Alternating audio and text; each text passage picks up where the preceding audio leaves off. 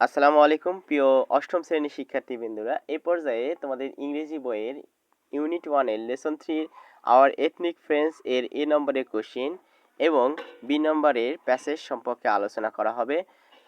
যেহেতু part by part video upload করা হয়, তাই তোমরা যারা নতুন তারা অবশ্যই চ্যানেলটি সাবস্ক্রাইব করবে এবং ইতিমধ্যে যারা সাবস্ক্রাইব করেছো তাদেরকে অসংখ্য ধন্যবাদ জানাই।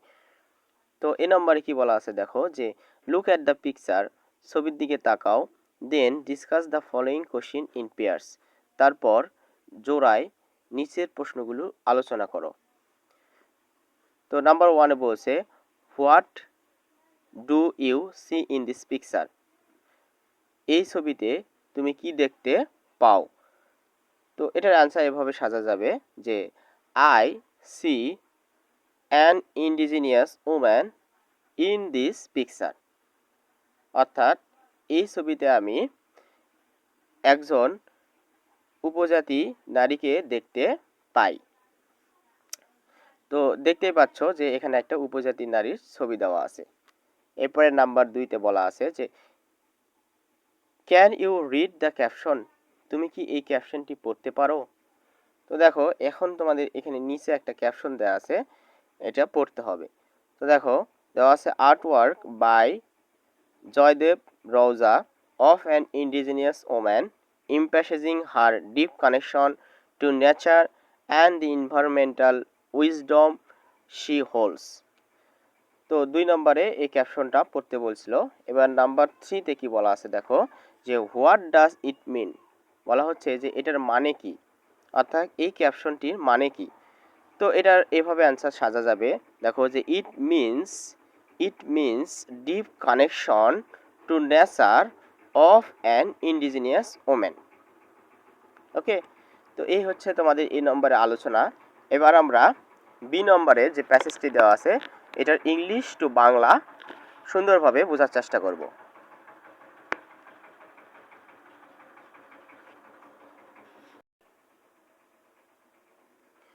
তো দেখো বলছে যে বি নম্বরে নাও রিড দ্য টেক্সট, এখন টেক্সটটি পড়ো। Bangladesh is home to more than 54 indigenous groups, including the Chakma, Marma, and Tripura, with most living in the northern and southeastern flatlands, and the rest in the Chittagong hill tracts. এখানে বলা হচ্ছে বাংলাদেশে চাকমা, মারমা এবং ত্রিপুরা সহ প্রায় 54টি উপজাতীয় গোষ্ঠীর বাস, যা উত্তর এবং দক্ষিণ পূর্ব সমভূমিতে এবং বাকিরা চট্টগ্রাম পাহাড়ি এলাকায় বাস করে। They have distinct lifestyles, economic practices and belief system. এখানে বলা হচ্ছে যে তাদের জীবনধারা, অর্থনৈতিক কর্মকাণ্ড এবং বিশ্বাস পদ্ধতি আলাদা। These groups speak at least 35 distinct languages, adding to the country's cultural richness. এই গোষ্ঠীগুলো কমপক্ষে 35টি ভিন্ন ভাষায় কথা বলে, যা দেশের সাংস্কৃতিক সমৃদ্ধি বাড়িয়ে তোলে। এরপরে বলছে দেখো যে however many of these languages are endangered as the dominance of Bangla and modern societal pressures push them towards extinction, a global issue known as language debt. তো এর অর্থ হচ্ছে যে যাই হোক, বাংলার আধিপত্য এবং আধুনিক সামাজিক চাপের কারণে অনেক ভাষা বিলুপ্ত হয়, যা ভাষা মৃত্যু নামে একটি বৈশ্বিক সমস্যা।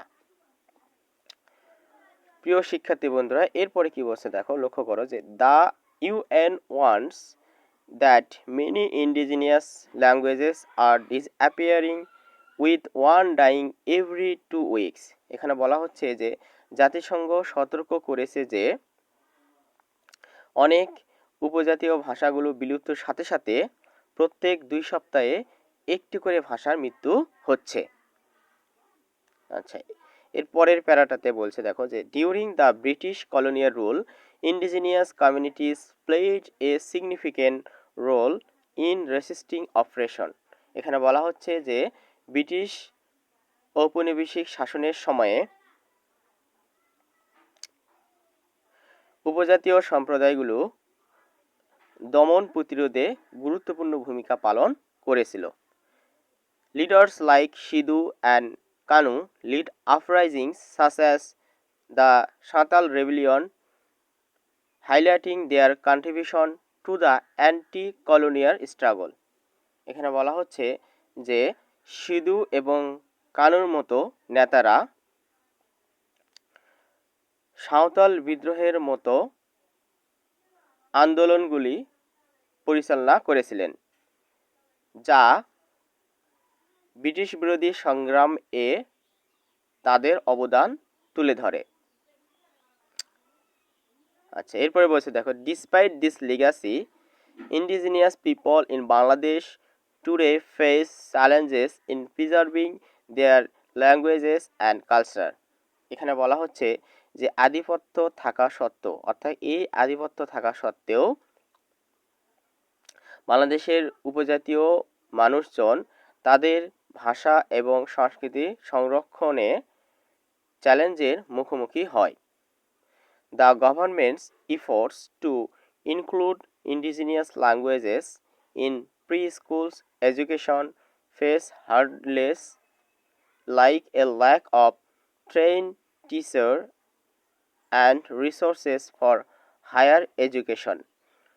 এখানে বলা হচ্ছে যে প্রাথমিক শিক্ষায় উপজাতীয় ভাষাগুলো অন্তর্ভুক্ত করতে সরকারের প্রচেষ্টা, প্রশিক্ষিত শিক্ষকদের অভাব এবং উচ্চশিক্ষার জন্য সম্পদের অভাব এর মতো বাধার মুখোমুখি হয়। Additionally, the 1957 construction of the Kaptai Dam, funded by USAID and built by the Pakistani government, displaced thousands of people in the hill tracts, submerging their homes and farmlands under the Kornofuli River, disrupting their livelihoods and cultural connection to the land. তো দেখো এটা একটা বিশাল sentence, তো এটার অর্থ কি হতে পারে?